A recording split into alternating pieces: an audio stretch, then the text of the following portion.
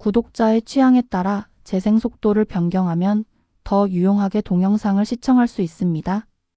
이 영상은 성경을 매일 한 장씩 읽는 효과가 있고 궁금한 부분을 해소할 수 있으며 맥락을 이해하는 데 도움이 될 것입니다. 레위기 19장 19장은 이스라엘 백성이 거룩하신 하나님을 따라 거룩하게 살아야 할 구체적인 삶의 규례를 기록한다. 하나님께서는 부모 공경, 안식일 준수, 우상 숭배 금지, 화목제의 바른 처리, 가난한 자와 타국인을 위한 배려, 도둑질과 거짓말 금지, 이웃 사랑, 공정한 재판, 성적, 사회적, 경제적 질서 등을 명령하신다. 19장은 거룩이 성막 안의 제사에만 머무르지 않고 가정과 이웃과 사회 전체의 삶 속에서 나타나야 함을 보여준다. 레위기 19장을 대표할 수 있는 키워드는 다음과 같다. 거룩, 하나님의 백성이 하나님의 성품을 따라 구별된 삶을 사는 것을 의미한다. 부모 공경, 가정 질서 안에서 하나님께서 세우신 권위를 존중하는 태도이다. 안식일, 하나님께 속한 시간으로 구별되어 지켜야 하는 날이다. 이웃 사랑, 자기 자신을 사랑하듯 이웃을 사랑하라는 하나님의 명령이다. 공의, 재판과 거래와 관계에서 치우침 없이 바르게 행하는 기준이다. 가난한 자, 하나님의 백성이 배려하고 돌보아야 할 약한 이웃을 의미한다. 타국인, 이스라엘 가운데 거하는 외부인이지만 사랑으로 대해야 할 대상이다. 거짓 금지, 하나님의 백성은 말과 거래와 판단에서 속임을 버려야 함을 나타낸다.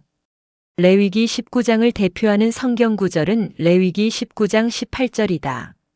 너는 원수를 갚지 말며 내 백성의 자손들에게 원한을 품지 말고 내 이웃을 내 자신과 같이 사랑하라. 나는 주니라. 레위기 19장의 맥락은 다음과 같다. 거룩하신 하나님을 따라 거룩할 것. 주께서 모세에게 말씀하여 이르시되 이스라엘 자손의 온 회중에게 말하고 그들에게 이르라. 나 주 너희 하나님이 거룩하니 너희는 거룩할지니라.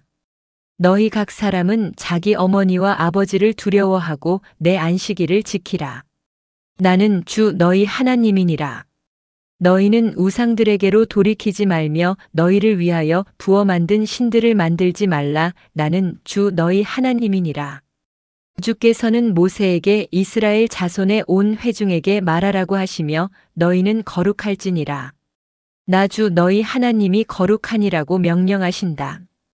이어서 각 사람은 자기 어머니와 아버지를 두려워하고 하나님의 안식일을 지키며 우상들에게로 돌이키지 말고 부어 만든 신들을 만들지 말라고 하신다. 이 부분은 레위기 19장의 중심 원리를 제시한다.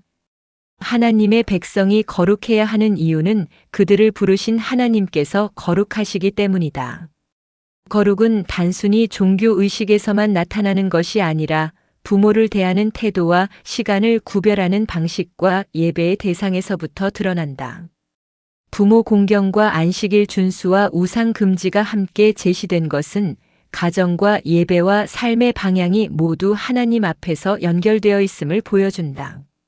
하나님께 속한 백성은 가정 안에서도 시간 사용에서도 예배의 대상에서도 구별되어야 한다. 화목제 희생물의 바른 처리.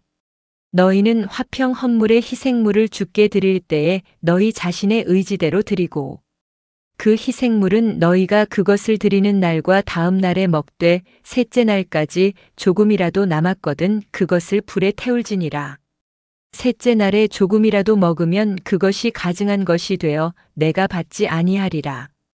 그러므로 그것을 먹는 자는 주의 거룩한 것을 더럽힌 것으로 인하여 자기 불법을 담당하리니 그 혼은 자기 백성 가운데서 끊어지리라. 하나님께서는 화평 헌물의 희생물을 드릴 때 자원하는 마음으로 드리고 그것이 받아들여지도록 바르게 드리라고 명령하신다.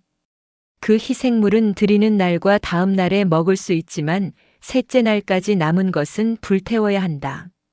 만일 셋째 날에 먹으면 그것은 가증한 것이 되어 받아들여지지 않는다. 그것을 먹는 사람은 주의 거룩한 것을 더럽혔으므로 자기 불법을 담당하고 자기 백성 가운데서 끊어진다. 이 규례는 하나님께 드린 제물이 끝까지 거룩하게 다루어져야 함을 보여준다. 화목제는 하나님과의 교제와 나눔을 나타내지만 그 교제는 아무렇게나 이루어질 수 없다. 하나님께 드려진 것은 하나님께서 정하신 시간과 방식 안에서 먹어야 한다. 거룩한 것을 자기 편의대로 오래 보관하거나 함부로 먹는 것은 하나님께 드려진 것을 가볍게 여기는 태도이다. 하나님과의 교제는 기쁨이지만 동시에 거룩한 질서 안에서 이루어져야 한다. 가난한 자와 타국인을 위한 추수 규례. 너희가 너희 땅의 수확물을 거둘 때에 너는 내 밭의 모퉁이까지 다 거두지 말고 내 수확물 중에서 떨어진 이삭도 줍지 말며 내 포도원에 떨어진 포도를 줍지 말고 내 포도원의 포도를 다 따지 말며 가난한 사람과 나그네를 위하여 남겨두라. 나는 주 너희 하나님이니라. 하나님께서는 땅의 수확을 거둘 때 밭 모퉁이까지 다 거두지 말고 떨어진 이삭도 줍지 말라고 하신다. 포도원도 남김없이 거두지 말고 떨어진 포도도 줍지 말라고 하신다. 그것은 가난한 자와 타국인을 위해 남겨두어야 한다. 이 명령은 하나님의 백성이 자신의 소유를 자기만을 위해 사용하지 말아야 함을 보여준다. 밭과 포도원의 수확은 개인의 수고의 열매이지만 하나님께서는 그 안에 약한 이웃을 위한 몫을 남겨두게 하신다. 이는 가난한 자와 타국인이 공동체 안에서 살아갈 수 있도록 하시는 하나님의 배려이다. 하나님의 거룩은 단지 제사와 예배에서만 나타나지 않는다. 밭의 가장자리와 떨어진 이삭을 남기는 작은 행동 속에서도 하나님의 성품이 드러난다. 거룩한 백성은 자기 소유 안에서도 긍휼과 배려를 실천해야 한다. 도둑질과 거짓과 억압을 금지함. 너희는 도둑질하지 말고 거짓으로 행하지 말며 서로 거짓말하지 말라. 너희는 내 이름으로 거짓 맹세하지 말고 내 하나님의 이름을 욕되게 하지 말라. 나는 주니라. 너는 내 이웃을 속여 빼앗지 말고 강탈하지 말며 고용한 사람의 삭슬 아침까지 밤새도록 내게 두지 말라. 하나님께서는 도둑질하지 말고 거짓으로 대하지 말며 서로 속이지 말라고 명령하신다. 또한 하나님의 이름으로 거짓 맹세하여 하나님의 이름을 더럽히지 말라고 하신다. 이웃을 속이거나 강탈하지 말며 품꾼의 품삯을 아침까지 붙들어 두지 말라고 하신다. 이 부분은 하나님의 백성이 정직과 신실함으로 살아야 함을 보여준다. 거룩은 예배의 말로만 나타나는 것이 아니라 거래와 약속과 노동의 현장에서 드러난다. 남의 것을 훔치는 것뿐 아니라 거짓말과 속임과 임금체불도 하나님 앞에서 불의한 일이다. 특히 품꾼의 품삯을 제때 주라는 명령은 약한 사람의 생계를 보호하는 하나님의 마음을 보여준다. 하루 품삯으로 살아가는 사람에게 임금을 미루는 것은 단순한 행정 문제가 아니라 생존을 위협하는 부당한 악행이다. 하나님께 속한 백성은 힘없는 사람의 필요를 가볍게 여겨서는 안 된다. 약한 사람을 해치지 말고 공정하게 재판할 것. 너는 귀먹은 자를 저주하지 말고 눈먼 자 앞에 걸림돌을 놓지 말며 오직 내 하나님을 두려워하라. 나는 주니라. 너희는 재판할 때에 불의를 행하지 말고 가난한 자의 외모를 존중하지 말며 강력한 사람을 귀히 여기지 말고 오직 의롭게 내 이웃을 재판할지니라. 너는 내 백성 가운데서 소문을 퍼뜨리는 자처럼 여기저기 다니지 말고 또 서서 내 이웃의 피를 대적하지 말라. 나는 주니라. 하나님께서는 귀먹은 자를 저주하지 말고 눈먼 자 앞에 걸림돌을 놓지 말라고 하신다. 또한 하나님을 두려워하라고 명령하신다. 재판할 때 불의를 행하지 말며 가난한 자의 편을 부당하게 들지도 말고 강한 자를 존중하여 치우치지도 말고 의롭게 이웃을 재판해야 한다. 또한 백성 가운데 돌아다니며 험담하지 말고 이웃의 피를 대적하여 서지 말라고 하신다. 이 명령들은 사회적 약자를 함부로 대하지 말라는 하나님의 뜻을 보여준다. 귀먹은 자는 저주를 들어도 대응하기 어렵고 눈먼 자는 걸림돌을 피하기 어렵다. 하나님께서는 사람들이 보지 못하거나 듣지 못한다는 이유로 그들을 이용하거나 조롱하지 못하게 하신다. 또한 재판의 공정성은 하나님의 거룩한 공동체를 지키는 핵심이다. 가난하다는 이유로 무조건 편을 들어도 안 되고 강하다는 이유로 우대해도 안 된다. 하나님의 백성은 사람의 형편이나 권력에 흔들리지 않고 의롭게 판단해야 한다. 마음의 미움과 원한을 버리고 이웃을 사랑할 것. 너는 내 형제를 마음속으로 미워하지 말며 어떤 식으로든 내 이웃을 책망하여 죄가 그에게 임하지 못하게 하라. 너는 원수를 갚지 말고 내 백성의 자녀들에게 원망하지 말며 내 이웃을 내 자신과 같이 사랑하라. 나는 주니라.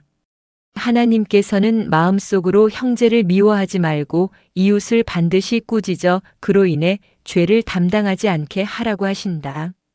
원수를 갚지 말며 백성의 자손들에게 원한을 품지 말고 이웃을 자기 자신과 같이 사랑하라고 명령하신다. 이 부분은 레위기 19장의 중심적인 윤리 명령이다. 하나님께서는 단지 겉으로 해를 끼치지 않는 정도를 넘어서 마음속 미움과 원한까지 다루신다.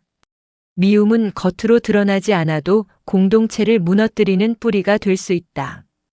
그러나 이웃 사랑은 잘못을 그냥 방치하는 것이 아니다. 이웃이 죄 가운데 있을 때 바르게 책망하는 것도 사랑의 일부이다.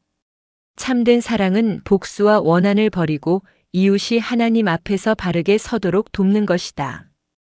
혼합을 금하고 구별의 질서를 지킬 것. 19. 너희는 내 법규를 지킬지어다.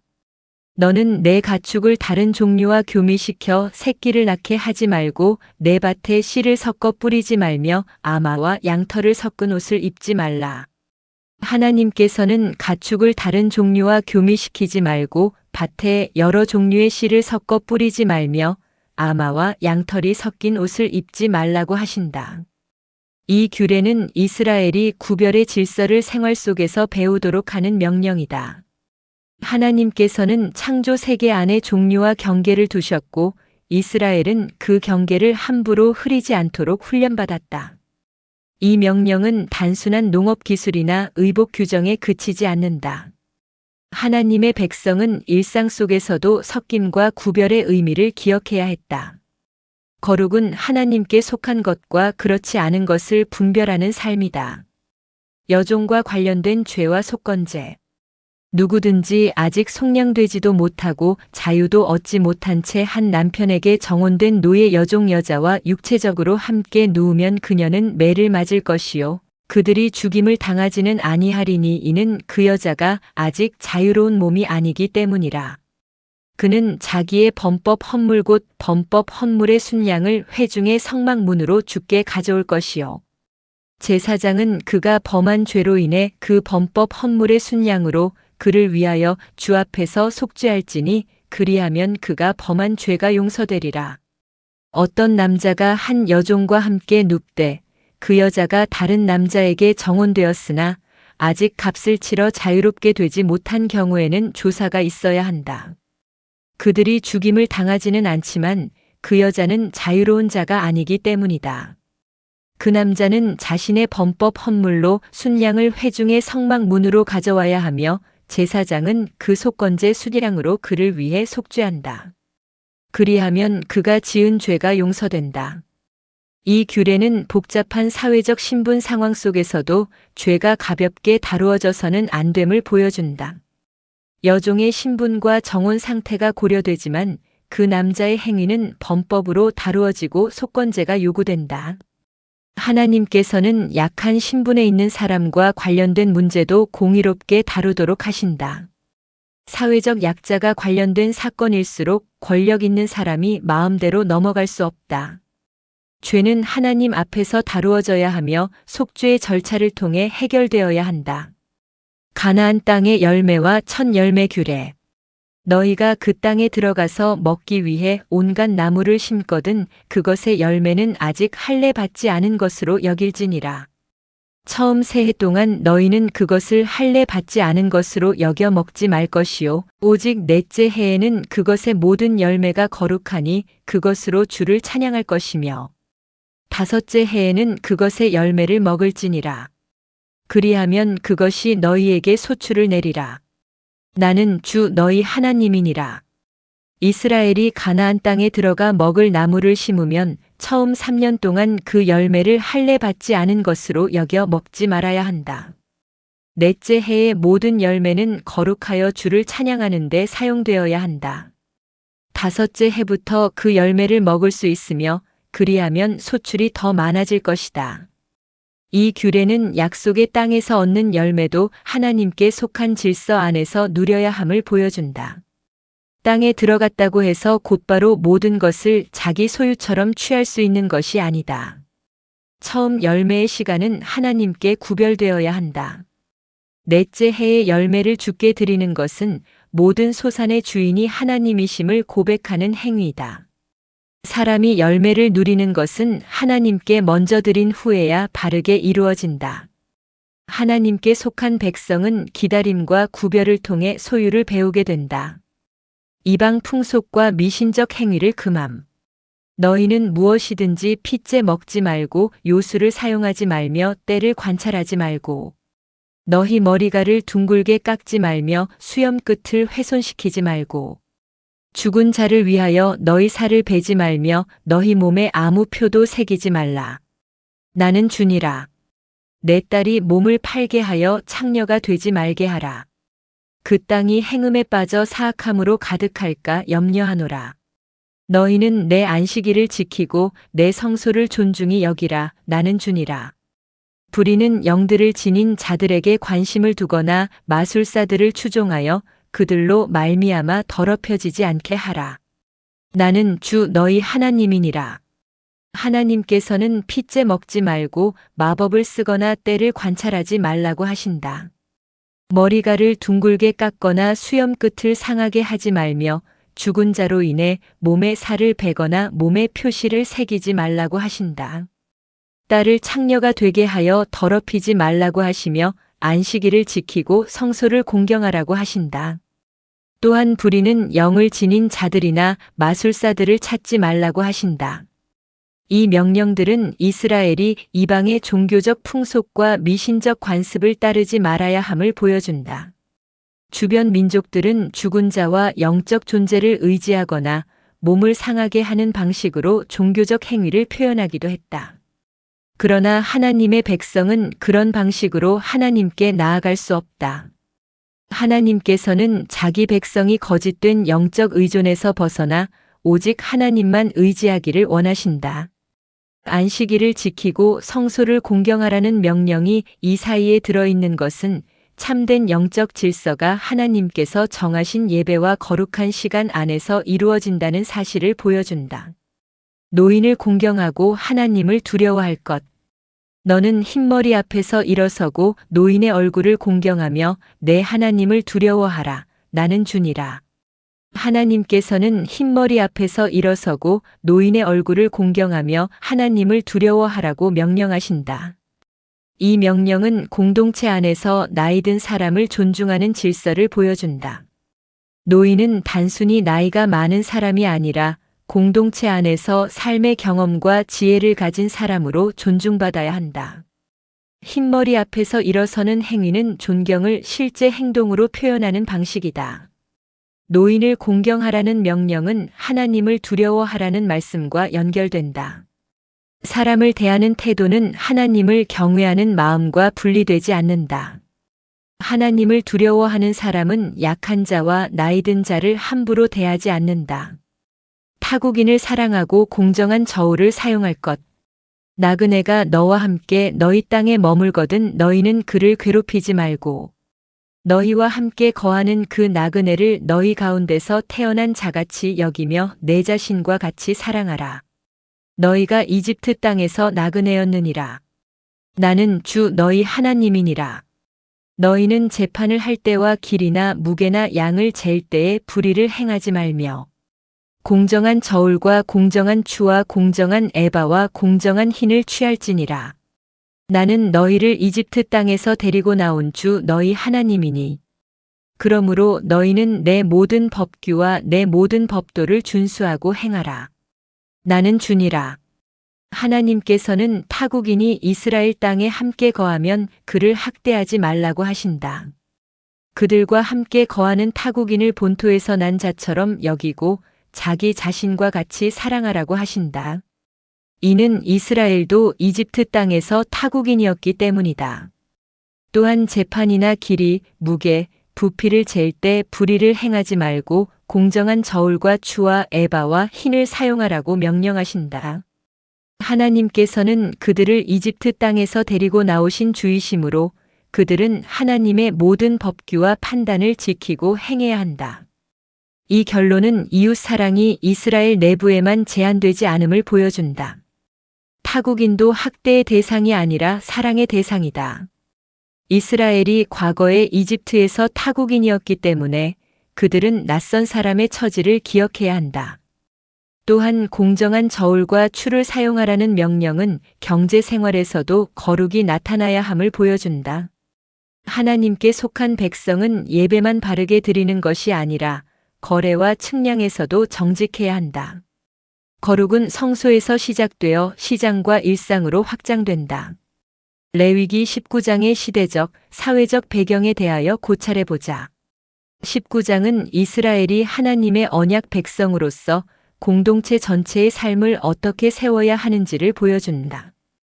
이스라엘은 이집트에서 나온 뒤 광야에서 하나님의 법을 받고 있었으며 앞으로 가나안 땅에서 주변 민족과 다른 삶을 살아야 했다.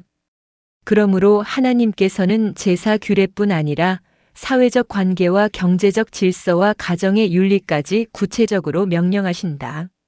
고대 사회에서 가난한 자, 품꾼, 장애를 가진 사람, 노인, 타국인은 쉽게 약자가 될 수 있었다. 하나님께서는 이들을 함부로 대하지 못하게 하시고 추수의 일부를 남기며 품삯을 제때 주고 공정한 재판을 하면 타국인을 사랑하라고 명령하셨다. 이는 이스라엘 공동체가 힘의 논리로 움직이는 사회가 아니라 하나님의 거룩과 공의로 세워져야 함을 보여준다. 또한 이 장은 이방의 미신적 풍속과 우상 숭배를 금함으로써 이스라엘이 주변 문화에 흡수되지 않도록 한다. 하나님께 속한 백성은 예배와 도덕과 사회생활 전체에서 구별된 기준을 가져야 했다. 레위기 19장을 구속사적 관점에서 고찰해보자. 19장은 너희는 거룩할지니라. 나 주 너희 하나님이 거룩하니라는 말씀으로 시작한다. 이는 구속받은 백성이 하나님의 성품을 따라 살아야 함을 보여준다. 이스라엘은 이집트에서 구원받았기 때문에 이제 하나님의 거룩한 백성으로 살아야 했다. 이 장은 예수 그리스도께서 요약하신 율법의 핵심, 곧 하나님 사랑과 이웃 사랑의 흐름을 보여준다. 우상을 버리고 하나님만 섬기는 것은 하나님 사랑의 방향이며 이웃을 자기 자신과 같이 사랑하라는 명령은 공동체 안에서 그 사랑이 어떻게 나타나는지를 보여준다. 그리스도 안에서 구속받은 성도 역시 은혜로 구원받았지만 그 은혜는 거룩한 삶으로 이어진다. 레위기 19장은 구속이 단순히 죄책에서 벗어나는 것에 머무르지 않고 가정과 이웃과 사회와 경제 생활 전체에서 하나님의 성품을 드러내는 삶으로 확장됨을 보여준다. 레위기 19장을 통하여 하나님께서 우리에게 주시는 메시지에 대하여 고찰해보자. 하나님께서는 자기 백성이 예배의 자리에서만 거룩한 것이 아니라 삶 전체에서 거룩하기를 원하신다. 부모를 공경하고 안식일을 지키며 가난한 자를 배려하고 거짓과 속임을 버리고 이웃을 사랑하는 모든 일이 거룩과 연결된다. 또한 하나님께서는 공의와 긍휼이 함께 있는 공동체를 원하신다. 가난한 자와 타국인과 약한 자를 돌보되 재판과 거래에서는 치우치지 않고 공정해야 한다. 하나님의 백성은 사랑을 말하면서 불의를 행해서도 안 되고 공의를 말하면서 긍휼을 잃어서도 안 된다. 레위기 19장을 통하여 그리스도인들이 가질 수 있는 질문과 답에 대하여 고찰해보자. 왜 하나님께서는 내가 거룩하니 너희도 거룩하라고 하셨는가? 하나님의 백성은 자신을 부르신 하나님의 성품을 따라 살아야 하기 때문이다. 이스라엘이 거룩해야 하는 이유는 그들이 특별한 능력을 가졌기 때문이 아니다. 그들을 이집트에서 건져내신 하나님께서 거룩하시기 때문에 그분께 속한 백성도 구별된 삶을 살아야 한다. 거룩은 단순히 성막 안에서 제사를 드리는 태도만이 아니다. 부모를 대하는 태도, 이웃을 사랑하는 방식, 돈을 거래하는 방식, 약자를 대하는 태도까지 포함한다. 하나님께 속한 사람은 삶 전체가 하나님께 구별되어야 한다. 왜 반 모퉁이와 떨어진 이삭을 남겨두라고 하셨는가? 가난한 자와 타국인이 공동체 안에서 살아갈 수 있도록 배려하시기 위해서이다. 하나님께서는 수확을 거둘 때 밭의 끝까지 다 거두지 말고 떨어진 이삭과 포도를 줍지 말라고 하셨다. 이것은 가난한 자와 타국인이 스스로 주워 먹을 수 있도록 남겨두는 제도였다. 이 명령은 소유의 주인이 궁극적으로 하나님이심을 가르친다. 사람은 자기 수고의 열매를 누릴 수 있지만 그 안에는 약한 이웃을 위한 목도 있어야 한다. 하나님의 백성은 자신의 풍성함을 이웃을 살리는 통로로 사용해야 한다. 왜 이웃을 자기 자신과 같이 사랑하라고 하셨는가? 하나님의 거룩은 관계 속에서 사랑으로 나타나야 하기 때문이다. 하나님께서는 원수를 갚지 말고 원한을 품지 말며 이웃을 자기 자신과 같이 사랑하라고 하셨다. 이는 단순히 감정적으로 좋아하라는 뜻이 아니라 이웃의 생명과 유익을 자기 일처럼 귀하게 여기라는 뜻이다. 이웃 사랑은 복수를 포기하고 원한을 내려놓고 필요한 경우 바르게 책망하는 것까지 포함한다. 참된 사랑은 죄를 방치하지 않으며 동시에 미움과 보복으로 상대를 해치지 않는다. 하나님께 속한 공동체는 이런 사랑으로 세워져야 한다. 왜 하나님께서는 공정한 저울과 추를 사용하라고 하셨는가? 경제 생활에서도 하나님의 공의가 나타나야 하기 때문이다. 거래에서 저울과 추를 속이는 것은 겉으로는 작은 이익처럼 보일 수 있지만 하나님 앞에서는 불의이다. 하나님의 백성은 예배할 때만 정직한 것이 아니라 사고 팔고 계산하는 자리에서도 정직해야 한다.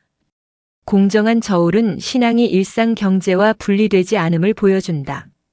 하나님께서는 성소에서 드리는 제사뿐 아니라 시장에서 이루어지는 거래도 보신다. 그러므로 그리스도인은 작은 이익을 위해 정직을 버리지 않아야 한다. 왜 타국인을 자기 자신과 같이 사랑하라고 하셨는가? 이스라엘도 이집트에서 타국인이었고 하나님의 긍휼로 구원받은 백성이었기 때문이다.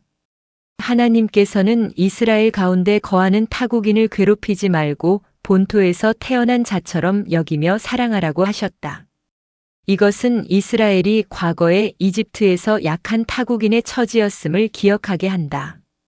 구원받은 사람은 자기 과거의 연약함을 잊지 않아야 한다. 하나님께 긍휼을 받은 사람은 낯선 사람과 약한 사람에게도 긍휼을 베풀어야 한다. 하나님의 백성은 자기 공동체 안의 사람만이 아니라 함께 머무는 낯선 이도 사랑으로 대해야 한다.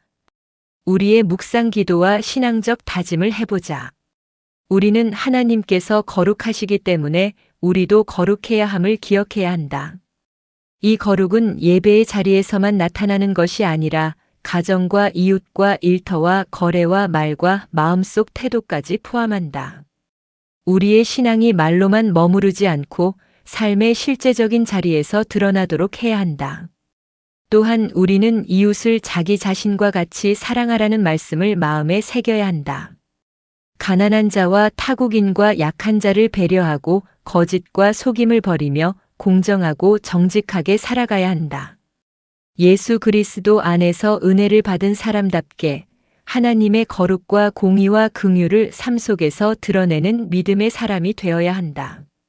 아멘. 주 예수여 속히 오시옵소서. 더 널리 알리기 위하여 구독, 좋아요, 댓글에 아멘을 부탁드립니다. 감사합니다.